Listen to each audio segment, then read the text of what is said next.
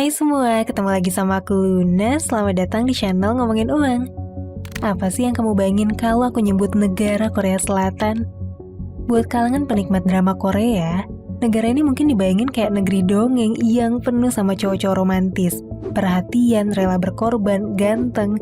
Pokoknya menuhin semua imajinasi wanita sebagai preidaman buat jadi pasangan hidup. Padahal kenyataannya, kehidupan di Korea justru beda banget sama apa yang ditampilin di drama-dramanya. Mungkin kamu nggak nyangka gitu, kalau negara Korea tercatat sebagai salah satu negara dengan tingkat pernikahan yang rendah, sekaligus punya angka perceraian yang tinggi. Ironisnya lagi, mayoritas masyarakatnya, terutama kaum wanita, justru nggak pengen menikah dan nggak mau berkeluarga. Bahkan negara Korea tercatat sebagai negara dengan angka kelahiran bayi paling rendah di dunia. Yap, dari tahun 2020 lalu sampai 2024 ini, jumlah penduduk Korea tuh resmi ngalamin penurunan dari tahun ke tahun. Karena tingkat kematiannya jauh lebih banyak nih daripada angka kelahiran yang terus menurun dari tahun ke tahun. Loh, kok bisa sih pasangan-pasangan di Korea itu nggak mau nikah dan nggak mau punya anak? Bukannya Korea itu seringkali digambarin sebagai negara yang romantis ya? Yang masyarakatnya tuh sangat merhatiin penampilan. Kok bisa-bisanya ya mereka nggak mau berpasangan? Padahal salah satu tren unik dari masyarakat Korea adalah berkembangnya praktek operasi plastik, yang bahkan udah jadi budaya di masyarakat sana, supaya bisa tampil maksimal demi memenuhi standar penampilan sosial di Korea. Terus kenapa dong mereka nggak mau berpasangan dan punya anak? Berdasarkan survei yang dirilis sama The Straits Times, 33,7 anak muda Korea nggak mau nikah karena masalah keuangan. 17,3%-nya ngerasa nggak perlu, 11%-nya karena nggak mau punya anak, dan 10,2% karena pekerjaan belum stabil. Kok bisa ya mayoritas alasannya karena masalah keuangan? Nah, sebelum kita bahas lebih lanjut, aku mau jelasin dulu kenapa masalah pertumbuhan penduduk ini jadi isu yang sangat membahayakan buat ekonomi negara Korea. Oke, bagi kita semua yang nonton video ini, pilihan mau punya anak atau enggak itu tuh cuma soal hak dan pilihan hidup yang beda aja. Tapi kalau jumlahnya udah sampai mempengaruhi tingkat pertumbuhan penduduk dalam skala satu negara, ini tuh udah jadi alarm tanda bahaya buat masa depan perekonomian sebuah negara. Karena kalau jumlah lansia lebih banyak nih daripada anak muda, maka generasi muda yang jumlahnya sedikit itu bakal sangat terbebani secara ekonomi untuk bisa menopang berbagai jaminan sosial generasi tuanya yang udah nggak produktif lagi. Dan kalau misalnya generasi mudanya dapat beban tinggi dalam pekerjaan, ujung-ujungnya ini bikin generasi muda tuh cenderung nggak mau punya anak. Dan pola ini bakalan terus jadi lingkaran setan dalam ekonomi, kayak yang udah terjadi di negara Jepang. Masalahnya kalau tren penurunan populasi ini terus terjadi di Korea, diprediksi angkatan kerja Korea malah berkurang setengahnya dalam 20 tahun ke depan. Dan setengah warga Korea Selatan bakal berusia di atas 65 tahun dan nggak bisa produktif lagi. Dengan semua gejala ini, tentu aja pemerintah Korea Selatan tuh nggak tinggal diam. Selama 20 tahun terakhir, pemerintah Korea udah ngabisin 286 miliar dolar supaya warganya mau punya anak. Pasangan yang punya anak bakal dimanjain sama segudang insentif dari pemerintah. Mulai dari subsidi sewa dan beli rumah, pembebasan pajak, sampai fasilitas kesehatan gratis. Korea Selatan juga ngebebasin laki-laki dari tanggung jawab wajib militer kalau dirinya tuh punya anak sebelum usia 30 tahun. Bahkan pemerintah juga nyiapin babysitter buat ngeringanin beban orang tua di Korea Selatan. Dan buat ningkatin angka pernikahan, pemerintah Korea sampai ngelakuin acara perjodohan massal sampai 5 kali dalam 1 tahun. Dan pasangan yang mutusin buat nikah berhak dapat insentif yang nilainya tuh kira-kira setara 826 juta rupiah. Tapi segala upaya ini nggak berhasil. Angka kelahiran bayi di Korea terus menurun. Bahkan selama 20 tahun terakhir, terjadi kenaikan rata-rata umur pasangan yang menikah. Hal itu nandain kalau mayoritas pasangan muda di Korea mutusin buat nunda untuk menikah.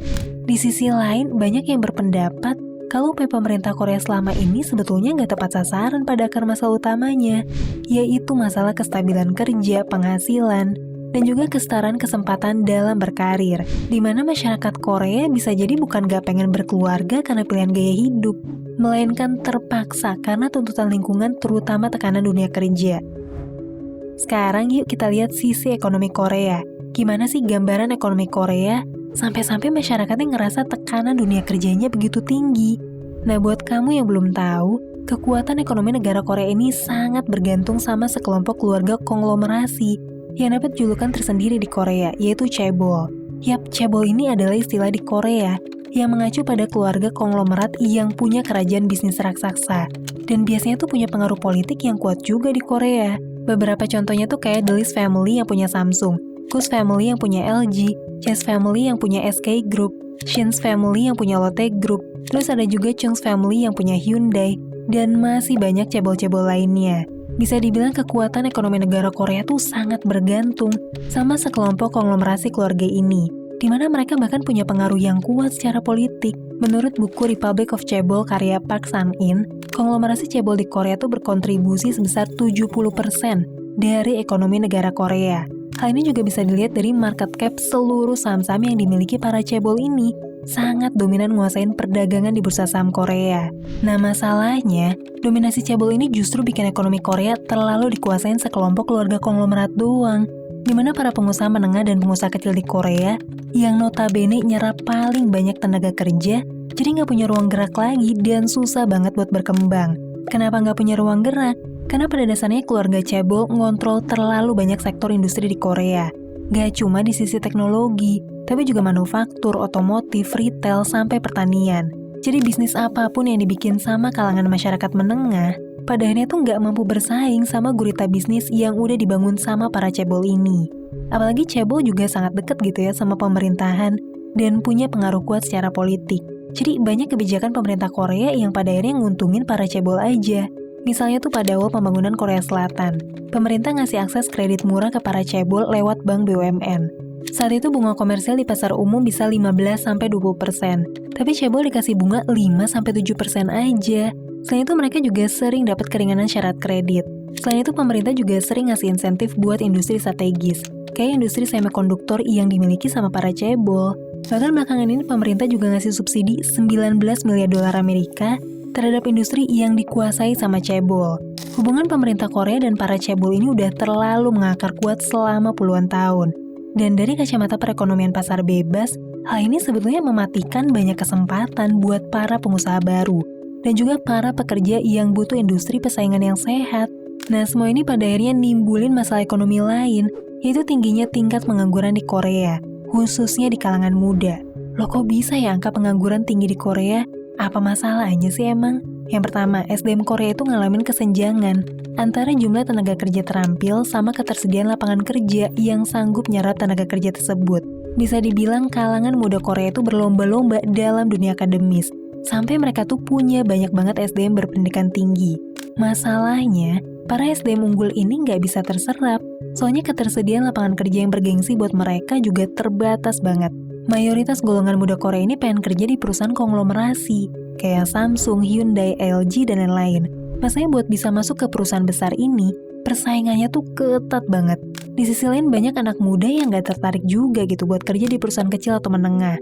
Soalnya ada perbedaan gaji yang terlampau besar antara perusahaan menengah sama perusahaan yang dimiliki para cebol. Pada akhirnya banyak anak muda Korea yang mutusin buat nganggur aja dan kerja di sektor informal, ketimbang kerja di perusahaan menengah.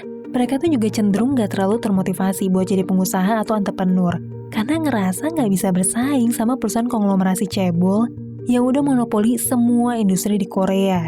Dimana perusahaan para cebol ini sanggup buat mendisrupsi pasar dengan nurunin harga, ngontrol pasokan, atau bahkan ngambil alih pasar dengan inovasi teknologi. Nah itulah sedikit pembahasan aku tentang sisi lain dari ekonomi Korea. Ternyata dibalik pencapaian industri teknologinya yang luar biasa, di balik dunia entertainment dan pop culture yang mendunia, negara Korea tuh sebetulnya menyimpan banyak sisi gelap dalam ekonominya. Mulai dari krisis kependudukan, tingginya tekanan kerja, monopoli para sekelompok elit pebisnis, diskriminasi kebijakan pemerintah yang cuma nguntungin kalangan elit, sampai ke angka pengangguran yang tinggi, dan juga industri kelas menengah yang gak bisa berkembang di sana. Semoga video ini bisa nambah wawasan kamu ya, terutama buat kamu yang suka banget ngikutin pop culture Korea. Sampai ketemu lagi di video selanjutnya, tetap di channel Ngomongin Uang, karena ngomongin uang gak ada habisnya.